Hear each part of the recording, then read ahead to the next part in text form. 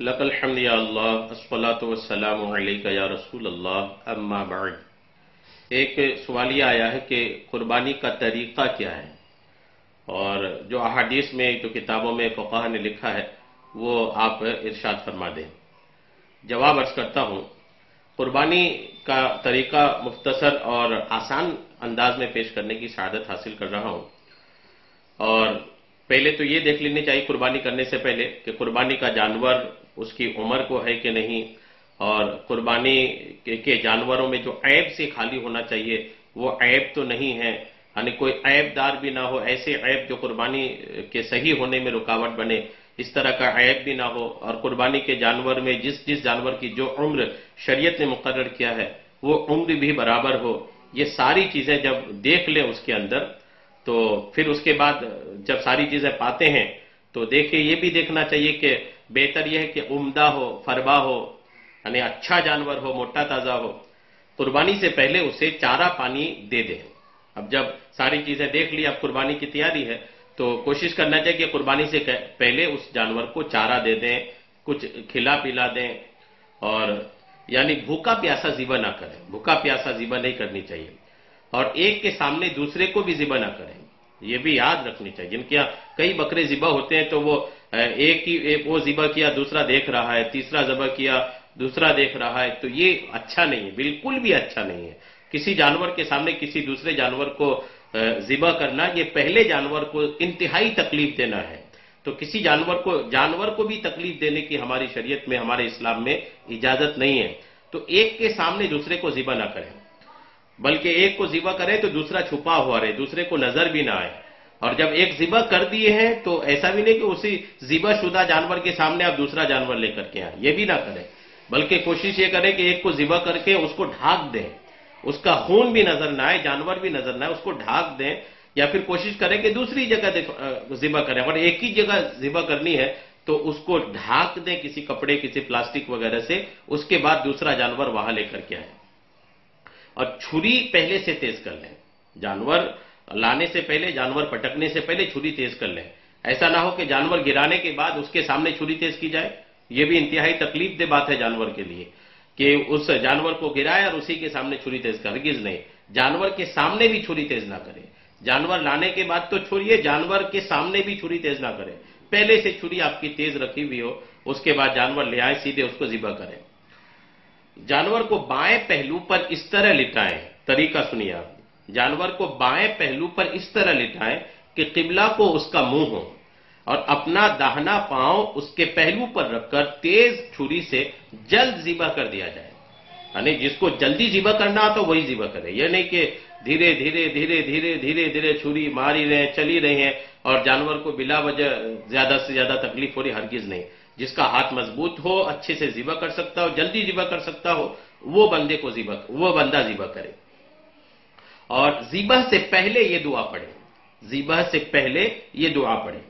انی وجہت وجہی للذی فطر السماوات والارض حنیفا وما انا من المشرکین ان صلاتی ونسکی ومحیای ومماتی للہ رب العالمین لا شریک لہ وبذالک امرت وانا من المسلمین اللہم لک ومنک بسم اللہ اللہ اکبر۔ اسے پڑھ کر ذبح کر دے۔ قربانی اپنی طرف سے ہو تو ذبح کے بعد یہ دعا پڑھے، جو ذبح کر رہا ہے اگر اسی کی طرف سے قربانی ہے تو دعا یہ پڑھے، اللہم تقبل منی کما تقبلت من خلیلک ابراہیم علیہ السلام وحبیبک محمد صلی اللہ علیہ وسلم۔ اگر آدمی اپنی قربانی کی دعا پڑھ رہا ہے تو اس طرح پڑھے گا، اور اسی طرح ذبح کرے، وہ ذبح کرنے والا جو ذبح کرے نا، وہ اس طرح ذبح کرے کہ وہ چاروں رگیں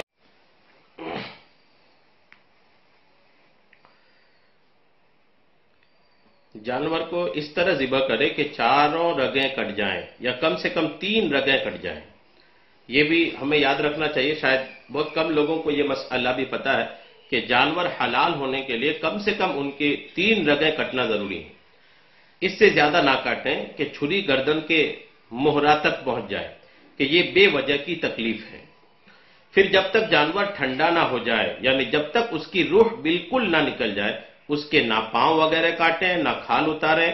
اور اگر دوسرے کی طرف سے ذبح کرتا ہے تو اس کے لیے الگ دعا ہے، لیکن پہلے میں آپ کو یہ واضح کر دوں کہ جانور کو حلال ہونے کے لیے کم سے کم 3 رگیں کٹنا ضروری ہیں۔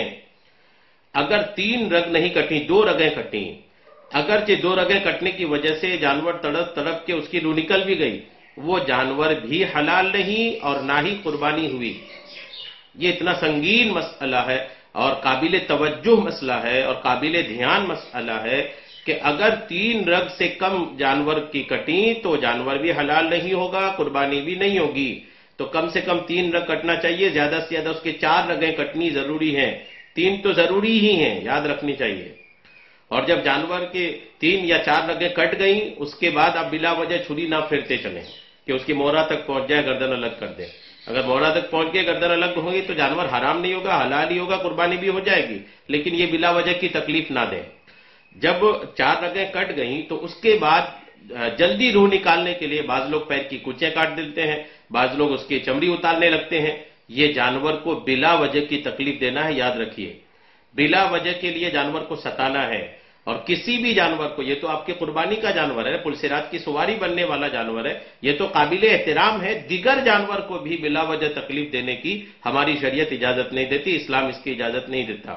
تو بلا وجہ کی تکلیف نہ دیں، ذبح کرنے کے بعد جانور کو یوں ہی آرام سے رہنے دیں، جب تک جانور کی روح مکمل طور پر نہ نکل جائے تب تک اس کے بدن کے ساتھ کہیں بھی چھیڑ چھاڑ ہرگز ہرگز ہرگز ہرگز نہ کریں۔ اگر اپنی طرف سے قربانی کرنی ہے تو دعا آپ نے یہ سنی آپ نے، اور اگر دوسرے کی طرف سے قربانی کر رہے ہیں، دوسرے کے لیے قربانی کی دعا پڑھنے والا خود نہیں ہے بلکہ دوسرے کی قربانی کا دعا پڑھ رہا ہے، تو اس میں منی کی جگہ من کے بعد اس کا نام لے جس کی طرف سے قربانی ہے۔ اور اگر وہ مشترک جانور ہے، جیسے 7 حصے والے جانور،